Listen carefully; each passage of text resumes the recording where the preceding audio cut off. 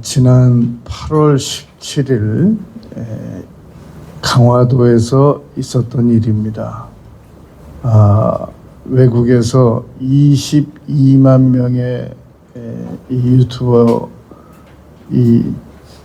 고정 채널 손님들을 모시고 있는 한 유튜버가 강화에서 빵을 하나 사 먹었더랍니다. 자전거로 여행을 전국을 하면서 여러 나라를 자전거로 여행을 하면서 강화도까지 이제 자전거로 여행을 했습니다. 그런데 빵이 좀 신선하지가 못해서 이렇게 날짜 확인을 해봤더니 7월 15일까지가 이 빵의 이 종료일인데 기한인데 8월 5일 날 20일이 지난 후에 빵을 사 먹고 그것을 자기 유튜브에 올린 겁니다. 물론 그 사람이 우리 한국 전체를 폄하하려고 하는 그런 의도는 없었는 줄로 압니다. 그러나 그 사람의 그 나라 그리고 세계 여러 나라에서 우리 한국의 강화도라는 나라에서 빵을 사 먹었더니 20일이나 기한 지난 걸 팔아서 이게 뭐냐 그러고 그걸 그 유튜브에다가 올렸다는 것은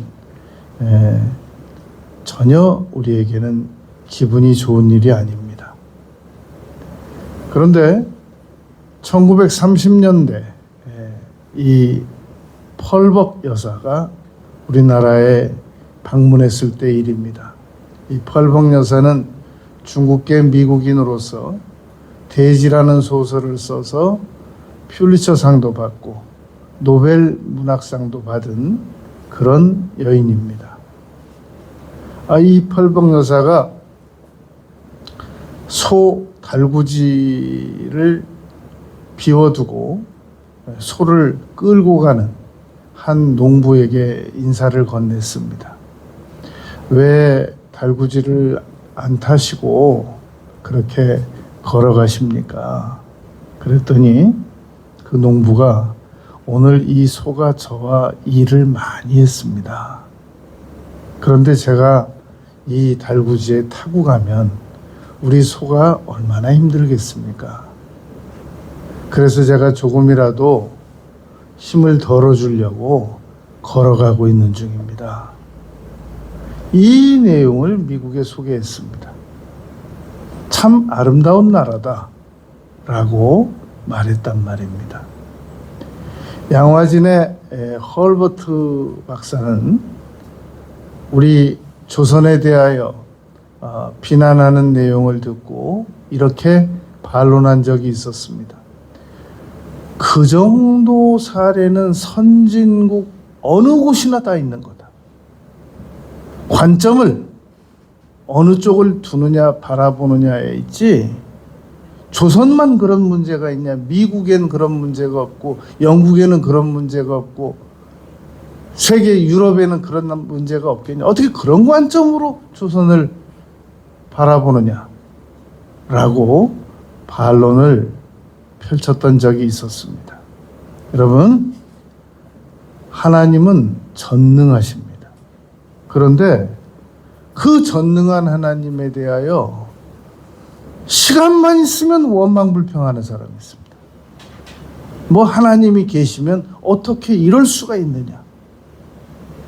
부정적인 측면으로만 하나님을 바라보는 그런 사람들이 있단 말입니다.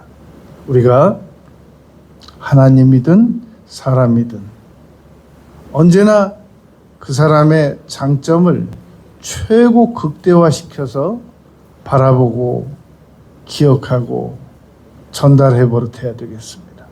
하고 많은 장점 다 두고 그 사람의 단점만 아주 예리하게 오려서 바라보고 말하고 기억하고 하는 것은 결코 옳은 태도가 아닙니다. 오늘 우리는 예수님께서 22절에서 하나님을 믿으라 라고 베드로와 제자들에게 말씀하셨습니다. 왜 하나님을 믿으라고 말했는지 네 가지를 생각할 겁니다. 첫째는 하나님을 믿으라 하는 이 이유는 예수님의 명령이시기 때문입니다. 삼위일체 되시는 하나님이신 예수님께서 명령하신 겁니다. 이 성경에는 예수님의 명령과 하나님의 명령과 사도들의 명령이 있습니다.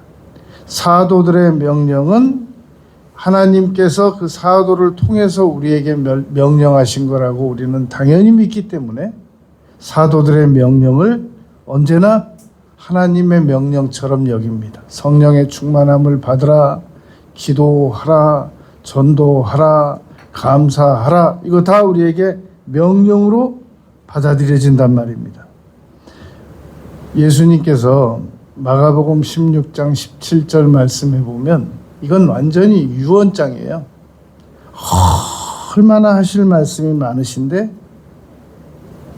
너희가 내 이름으로 귀신을 쫓아내라 라고 명령하셨습니다. 그리고 이 너희가 손을 얹은 즉 나으리라 이렇게 명령하셨단 말입니다. 그러므로 우리는 성경에서 다른 말씀도 예의주시해서 봐야 되겠지만 명령이다. 이것은 아주 주의해서 기울여서 기억하면서 읽고 기억해야 됩니다. 사도행전 16장 31절 주 예수를 믿으라 명령입니다.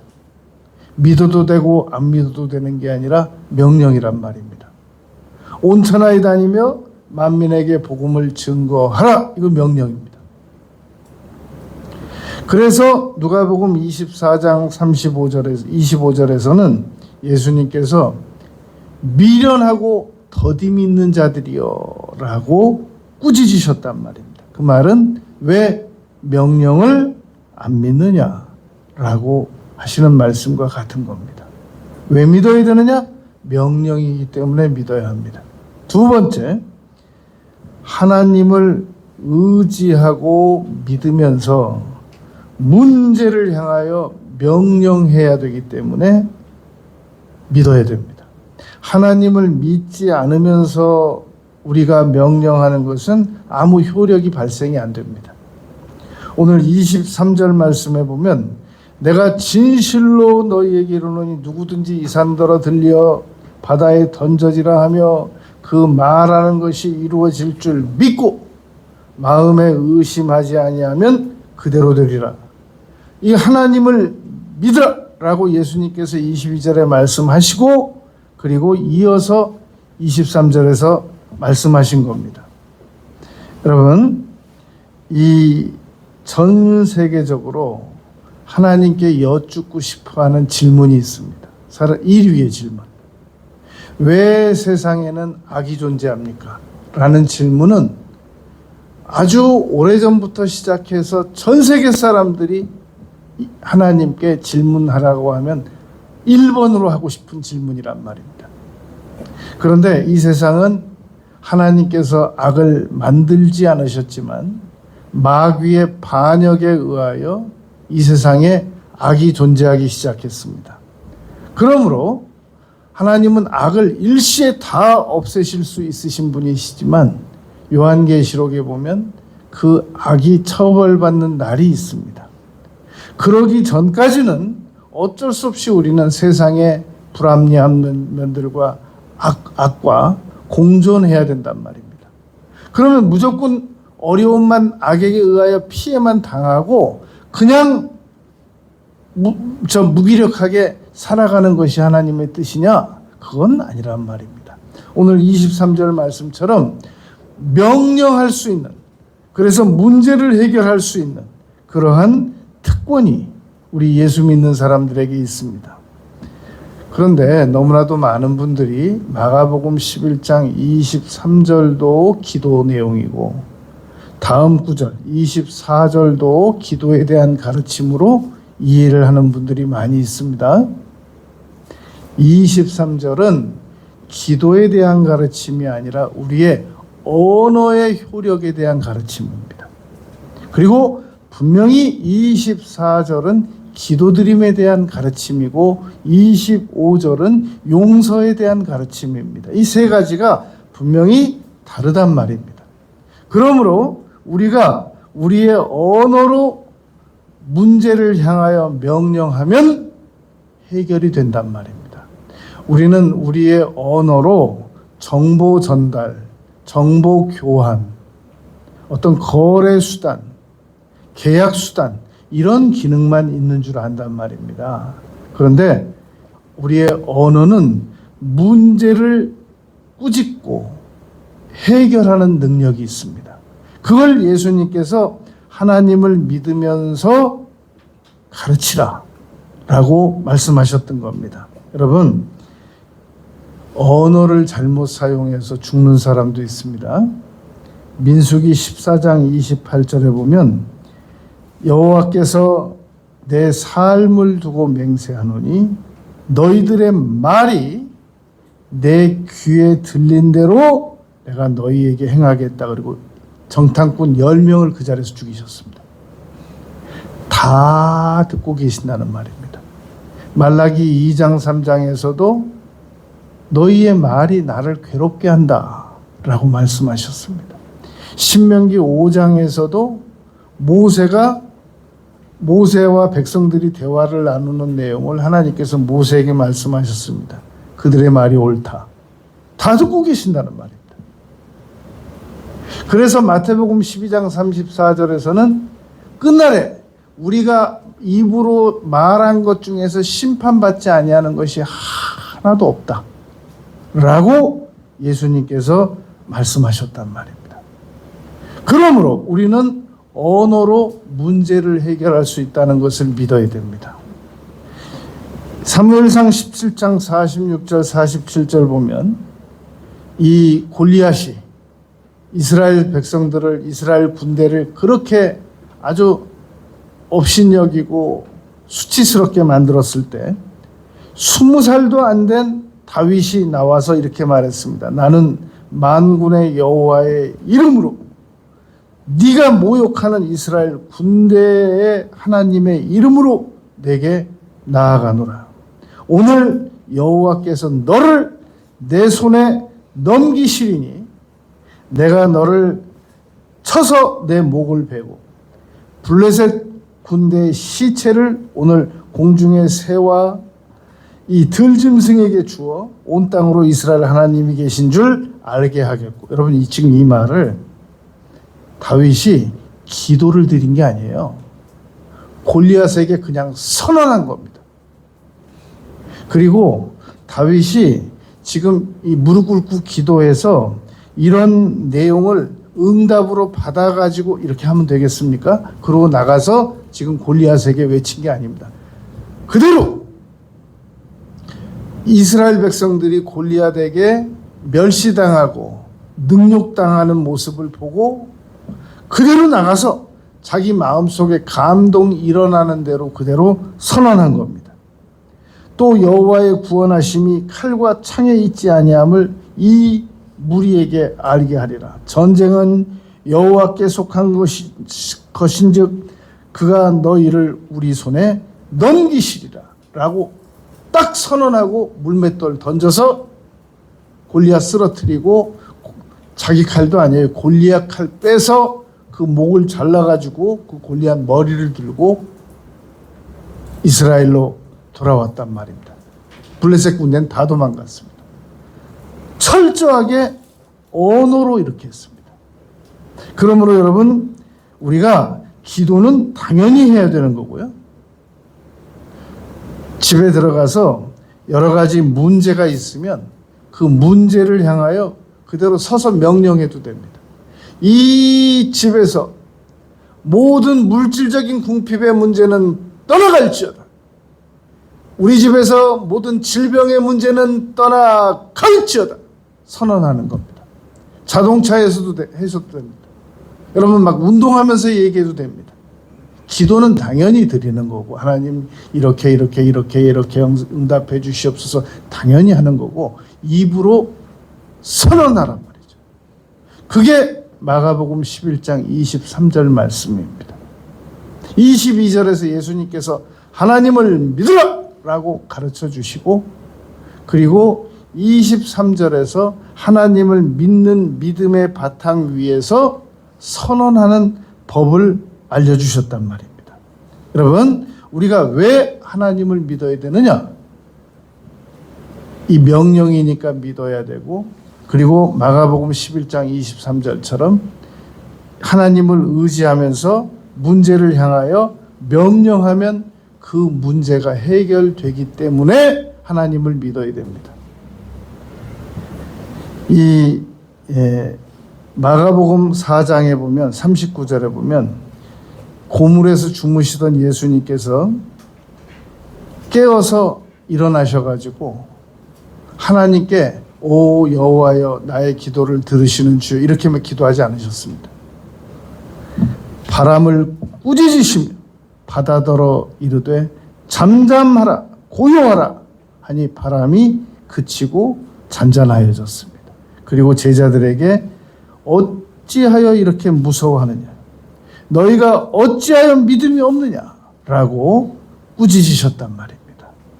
여러분, 그러니까 우리 이제 여러분들을 제가 가만히 보면 저는 정말 그러지 않으려고 노력하고 그러지 않는 단계에 와 있습니다.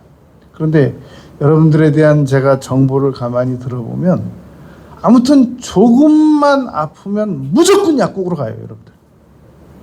약부터 사 먹습니다. 약 사 먹지 말고 병원 가지 말라는 말이 아니라 그 순서를 조금 바꿔보면 어떻겠냐는 겁니다. 이사야서 53장 5절에 보면 그가 채찍에 맞음으로 우리가 나음을 입었다라고 기록하고 있단 말입니다. 예수님께서 채찍에 무슨 잘못이 있어서 죄가 있으십니까? 예수님이? 히브리서 4장 5절, 요한복음 8장, 그는 죄가 없으시니라. 요한 1서.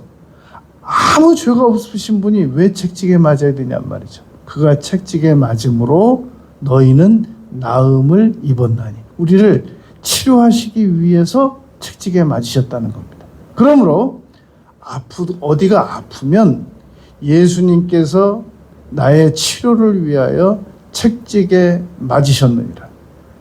나을지어다. 이걸 선언할 수 있는 믿음이 있어야 된단 말입니다. 그러면서 약도 사 먹고 그러면서 병원도 가고 무조건 아프면 병원으로 약국부터 먼저 가는 거는 어차피 갈 건데도 믿음이 참 없어 보인다는 말입니다. 마태복음 8장 17절에 보면 우리의 연약한 것을 친히 담당하시고 병을 짊어지셨도다 라고 마태가 이 이사야서 53장 5절 말씀을 그대로 인용했단 말입니다. 채찍이라는 말은 뺐지만 예수님께서 왜 채찍에 맞으셨는지에 대한 이유를 마태복음 8장 17절에 기록했단 말입니다. 그러므로 아플 때는 예수님께서 우리의 연약한 것을 친히 감당하시고 담당하시고 병을 짊어지셨도다. 예수님의 이름으로 명령하노니 질병은 나을지어다. 명령하고 꾸짖어 버릇할 줄 알아야 된단 말입니다. 베드로 사도도 베드로전서 2장 24절에서 우리 죄를 담당하시고 그가 채찍에 맞음으로 내가 나음을 입었다라고 가르치셨단 말입니다. 그러므로 아플 때 예수님의 이름으로 명령하노니 문제는 해결될지어다, 치료될지어다, 잠잠할지어다, 문제는 잠잠할지어다. 우리가 선언할 수 있는 믿음이 있어야 된단 말입니다. 성경적인 뒷받침이 있어야 되잖아요. 그게 마가복음 11장 23절이란 말입니다. 너는 오늘 내가 여호와의 만군의 여호와의 이름으로 나가서 내가 네 목을 벨 거야 라고 그 3m가 넘는 골리앗에게 선언은 그대로 이루어졌잖아요.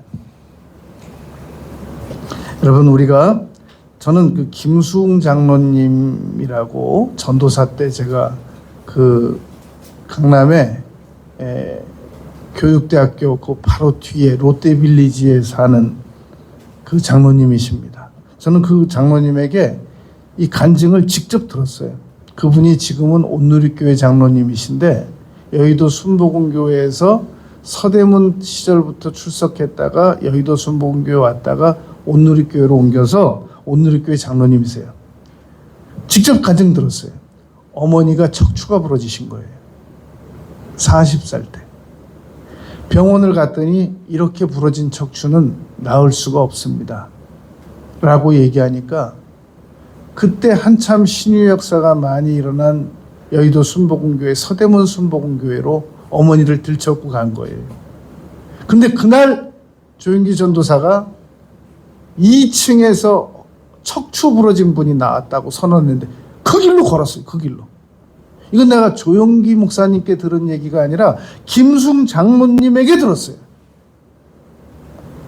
그 김수웅 장로님이 참 체험이 많으신 분인데 큰아들이 못 걸었습니다. 항상 집에서 이렇게 기어다녔어요.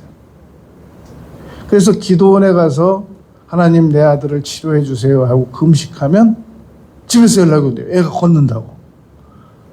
너무 좋아서 내려오면 또 다시 기어다니는 거예요. 그러니까 이 김수웅 장로님이 이제 기도원 금식 안 가고 집에서 금식하면서 기도한 겁니다.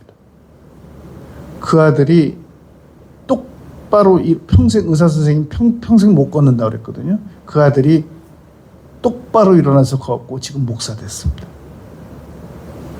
여러분, 신유는 있는 거예요. 옛날에만 있는 게 아니라 지금도 있는 거예요.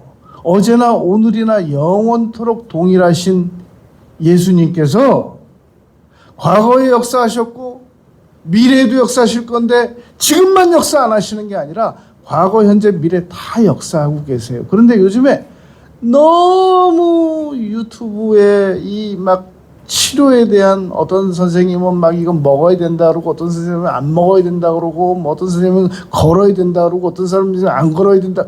너무 많으니까 신유가 실종돼 버렸어요. 이제는 이건 의학자들 말만 믿고 성경에 있는 신유는 아예 옛날에 있었던 일로만 생각하고 무조건 거기에 너무 심취되어 있어요. 예수님의 이름은 지금도 효력이 있습니다. 몇 구 짓고 명령하면 문제가 해결됩니다. 그러니까 항상 강력한 희망을 버리지 말아야 됩니다. 내 자녀 문제는 해결될 수 있다. 나의 미래 문제도 해결될 수 있다. 물질 문제도 해결될 수 있다. 내 남편 문제 얼마든지 해결받을 수 있다. 여러분, 이게 믿어져야 돼요. 이걸 말로 선언하란 말입니다. 세 번째, 우리가 왜 하나님을 믿어야 되느냐? 하나님을 믿어야 기도를 드려서 응답을 받기 때문입니다. 오늘 24절 말씀 보면 무엇이든지 기도하고 구하는 것은 받은 줄로 믿으라. 그리하면 너희에게 그대로 되리라 라고 말씀하셨단 말입니다. 여러분, 다니엘 같은 의인이 기도를 드렸는데 첫날 응답받았어요. 그런데 21일 만에 응답이 다가왔단 말입니다.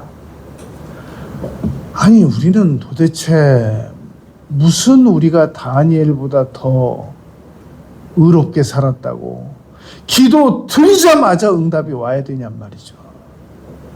그건 마치 씨앗을 심어놓고 그 다음날 얼마나 자랐나 또 흙 파보고 이제 잎사귀 2개 났는데 얼마나 빨리 자랄 건가 또 흙 파보고 이 똑같은 거예요.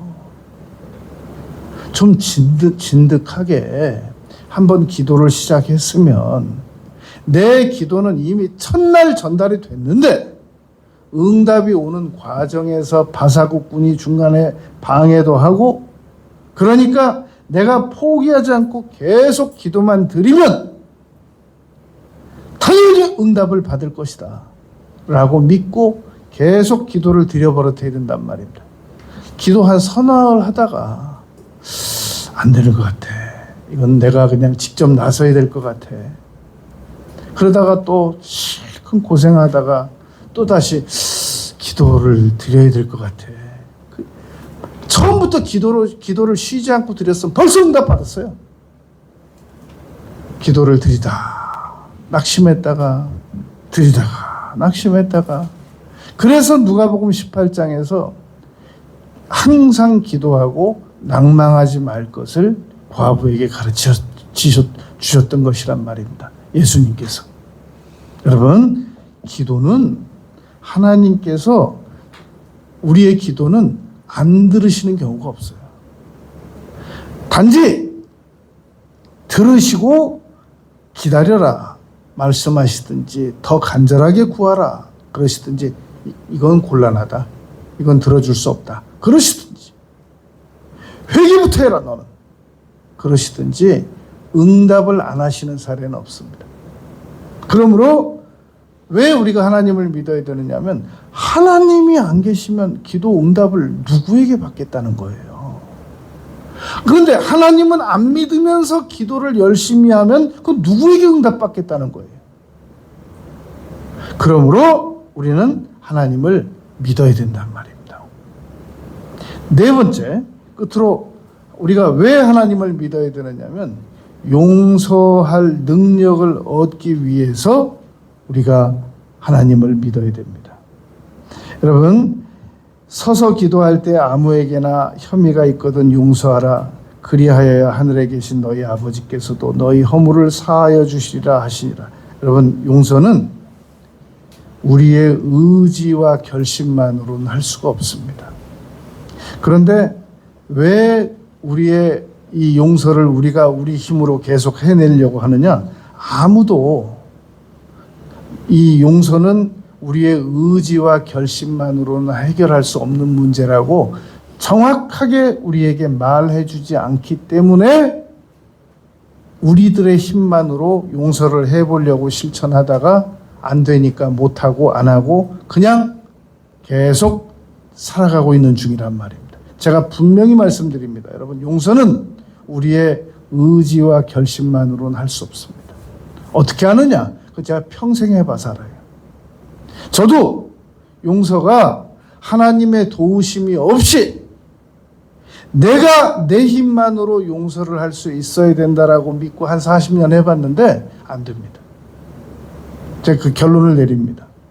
용서는 하나님을 믿어라. 하나님을 믿고 하나님의 도우심을 받아야만 이 용서가 이루어질 수 있습니다. 너무나도 많은 사람들이 용서를 해보려고 하다 안 되니까 이제는 기회만 오면 오히려 복수를 하려고 지금 벼르고 있는 중이란 말입니다. 그런데 왜 용서를 안 하고 더디 미루고 있느냐면은 여러분, 용서를 함으로 말미암아 얻어지는 게 무엇인지를 모르기 때문에 용서를 안 하고 미루고 더디하고 있는 겁니다. 우리가 정확하게 용서를 실천만 하면 이 한 의학자는 이렇게 말했습니다.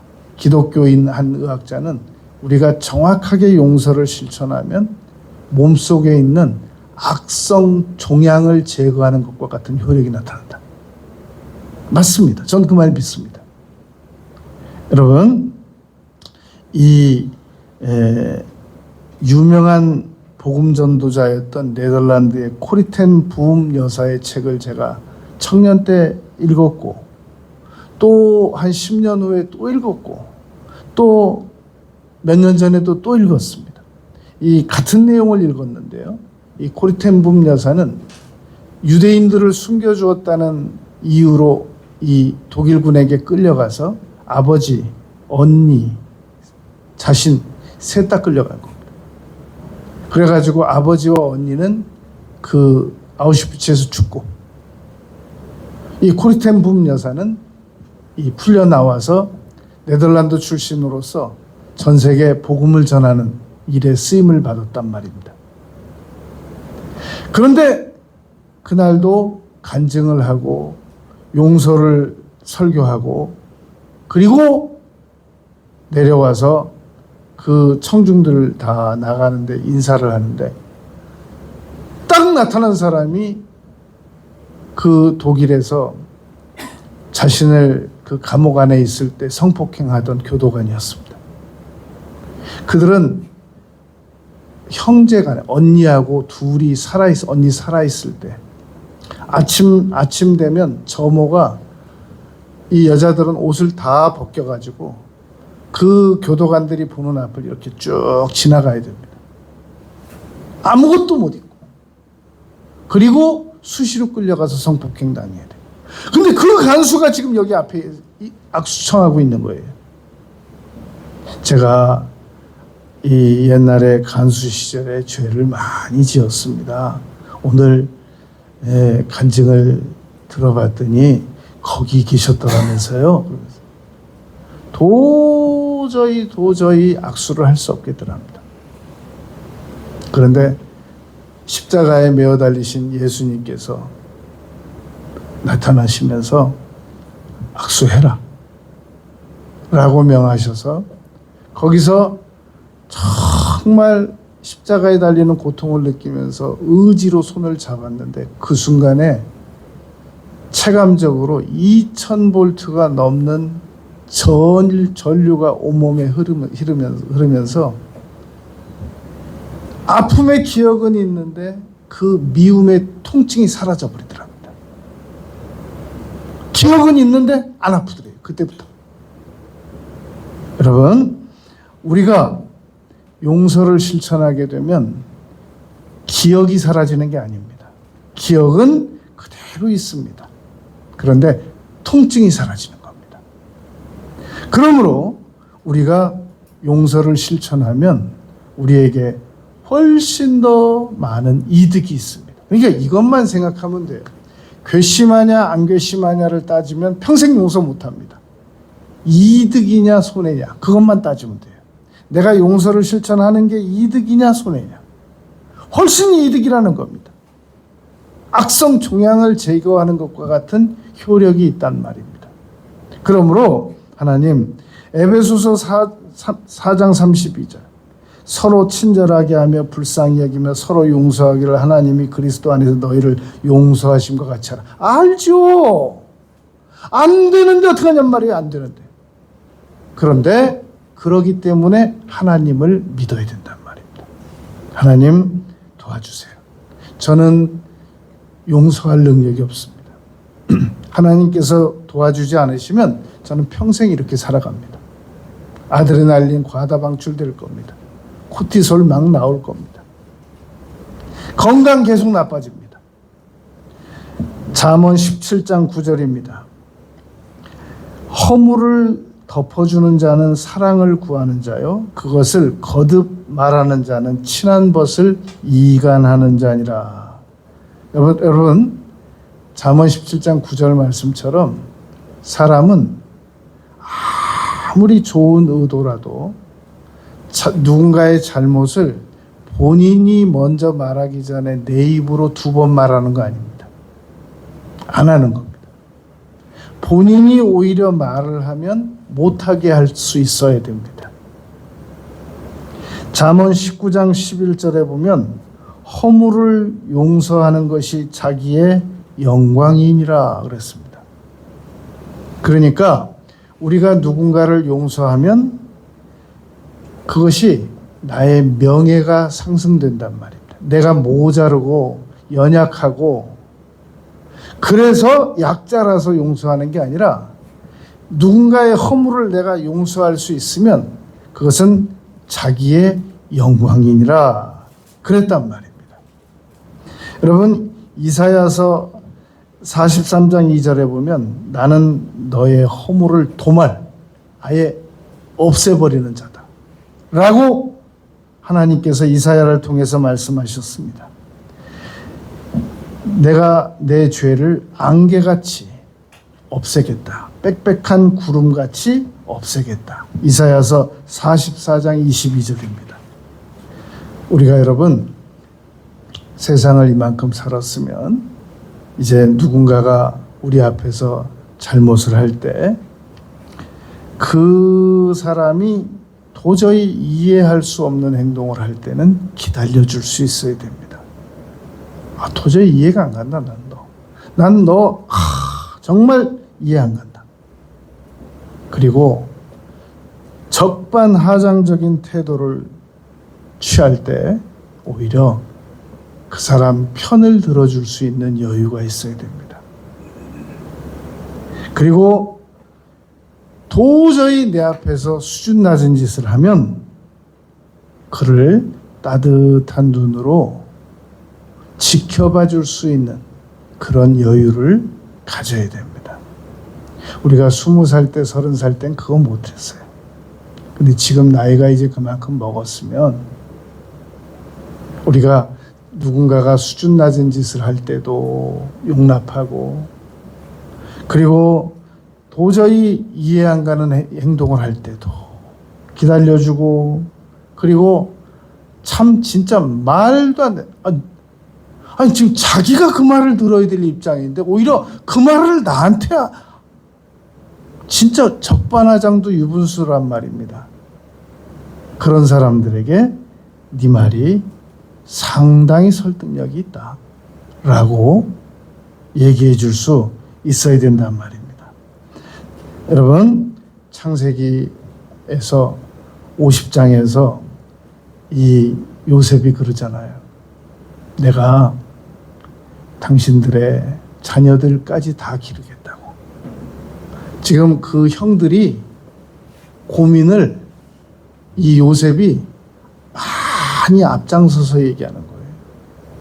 우리가 이렇게 죄를 많이 짓고 이렇게 살아왔는데 앞으로 우리 자녀들이 얼마나 어려움을 당할까 하는 이 고민을 가진 형들에게 요셉이 말하는 겁니다. 내가 당신들의 동생, 자녀들까지 다 길러주겠다고. 요셉이 여러분 형들 용서해가지고 손해본 거 뭐 있습니까? 반대로 요셉이 형들에게 복수를 아주 멋지게 했다면 무엇을 얻게 됐을까요? 그래서 잠언 19장 22절입니다. 사람은 인자함으로 남에게 사모함을 받느니라 그랬습니다. 사람이 여러분 인자할 때 누군가가 나를 그리워해주고 정말 미안해하는 거지, 내가 할 말 다 하고 복수 다 하고 징계 다 하고 그랬는데 무슨 미련이 있어서 나를 그리워하겠습니까? 대가 다 치렀는데. 우리가 누군가를 용서하게 되면은 얻게 되는 보상이 한 가지 더 있습니다. 자기 자신을 용서할 수 있게 됩니다. 우리가 누군가를 용서하지 못하게 되면 절대로 10,000달란트 비유에서 잘 나타나 있습니다. 10,000달란트 탕감받고 100데나리온 이 빚진 사람 그 멱살 붙잡고 감옥으로 끌고 갔거든요. 그 자기를 끌고 간 겁니다. 절대 다른 사람을 용서하지 않고 자기를 용서할 수 있는 방법은 없습니다. 우리가 왜 하나님을 믿어야 되느냐? 명령이니까 믿어야 됩니다. 그리고 문제를 나의 말로 명령해서 해결할 수 있기 위해서 하나님을 더 잘 믿어야 됩니다. 하나님께 기도드려서 문제를 해결받고 그러하기 위해서, 기도에 응답받기 위해서 하나님을 더 잘 믿어야 됩니다. 왜 하나님을 믿어야 되느냐? 나에게 아픔을 준 사람들을 다 용서할 수 있기 위해서, 하나님의 도우심을 받기 위해서 하나님을 더 잘 믿어야 됩니다. 남은 생에 하나님을 더 잘 믿는 우리 모두가 되시길 바라겠습니다. 아버지 하나님, 저희들이 하나님을 믿지 않고 저희들의 힘만으로 문제를 해결받으려고 했었고 용서해 보려고 했었사오나 도저히 불가능함을 인정하고 깨닫습니다.